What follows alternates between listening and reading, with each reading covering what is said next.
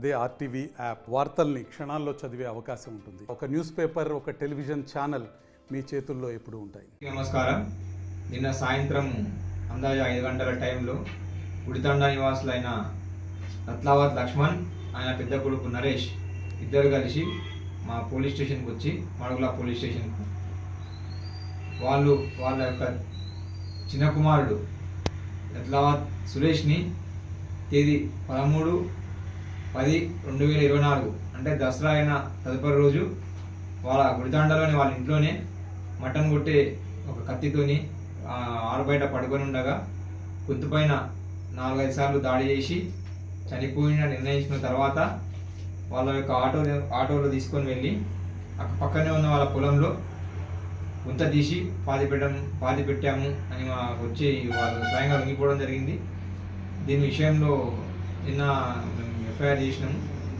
ఈరోజు ప్రొసీజర్ ప్రకారం మాడుగుల ఎంఆర్ఓ గారి ఆధ్వర్యంలో టీమ్ ఆఫ్ డాక్టర్ నుంచి బాడీని కూడా వెలికితీయడం జరిగింది సురేష్ది.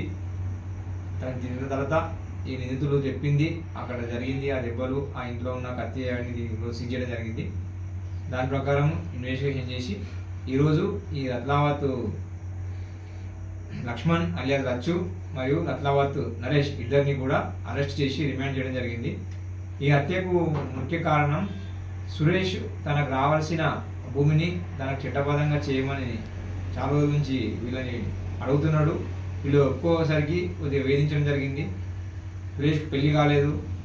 దీని విషయంలో వీళ్ళు మా మొత్తం భూమి ఇస్తే మొత్తం చేస్తాడేమో, ఖరాబ్ చేస్తాడేమో, మమ్మల్ని ఎవరు చూసుకొని అని ఒక ఇన్సెక్యూరిటీ ఫీలింగ్తో తండ్రి లక్ష్మణ్ మరియు పెద్ద కుమారుడు నరేష్ ఇద్దరు కలిసి హత్య చేయడం జరిగింది. Thank you. ఇప్పుడు జరిగింది సార్. రాత్రి 11 ప్రమాణం జరిగిందండి. దసరా అయిన తదుపరి రోజు, దసరా శనివారం అయింది 12/10/2024 రోజు. ఆ తర్వాత ఈరోజు ఆదివారము బాగా తాగి ఉన్నారు వాళ్ళు తండాలోనే, ఇంట్లోనే తాగారు. వీళ్ళు పథకం ప్రకారమే ముందు నుంచి కొల్లుపల్లి వయసు నుంచి మేము 2 ఫుల్ బాటిల్లు అండ్ ఐబీ బాటిల్ తెప్పించేసుకొని ముగ్గురు తాగిండ్రు. ఆయన కొంచెం ఎక్కువ పోసిండ్రు, అంటే ముందే వీళ్ళకి ఉద్దేశం ఉంది చంపాలని చెప్పి. ఆయన పడుకొని తాగిన మబ్బులో కొంచెం గాఢ నిద్రలో ఉండగా వాళ్ళు లవిలగిలా అనుకున్నప్పుడు గొంతు పైన పలుసార్లు దాడి చేయడం జరిగిందండి. అక్కడనే స్పాట్లో చనిపోయిండు. చనిపోయిన తర్వాత అదే గుంతలో శవాన్ని వాళ్ళ ఆటోలో తీసుకొని పోయి, వీళ్ళంతా ఆటో డ్రైవర్లు 40 సంవత్సరాల నుంచి బాలింగంపల్లిలో ఉంటున్నారు, చిక్కలపాడు ఏరియాలో. పండగకి ఇక్కడ వచ్చిండ్రు. వాళ్ళ ఆటోలు తీసుకొని వాళ్ళ సొంత పొలంలోనే కూర్చిపెట్టి 14వ తారీఖు ఉండి 15వ తారీఖు వెళ్ళిపోవడం జరిగింది. ఇది ఎందుకు వెళ్ళలో రాలేదంటే వీళ్ళు నేటివ్ ఇక్కడ కాదు, మన నేటివ్ ఇక్కడ ఉండడం, ఇక్కడ ఉండరు, అక్కడ ఉంటారు కాబట్టి ఊళ్ళో వాళ్ళకి ఎవరు తెలియదు. అడుగుతున్న కొద్దీ అందరూ అడుగుతున్న కొద్దీ లేడు, ఆయన ఎక్కడ వెళ్ళిపోయిండు, ఫ్రెండ్స్తో వెళ్ళిపోయిండు, వాళ్ళతో వెళ్ళిపోయిందని చెప్పారు.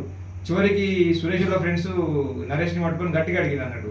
వెళ్ళిపోతే మరి ఒక ఫోన్ ఆఫ్ చేస్తుంది అనేది తెలుస్తుంది, పోలీస్ స్టేషన్లో కానుండి తప్ప చిక్కడపల్లి పోలీస్ స్టేషన్కి ఇద్దాం అంటే భయపడి నరేష్ వాళ్ళ తాగిన దగ్గర సురేష్లో ఫ్రెండ్స్తో ఒప్పుకున్నాడు.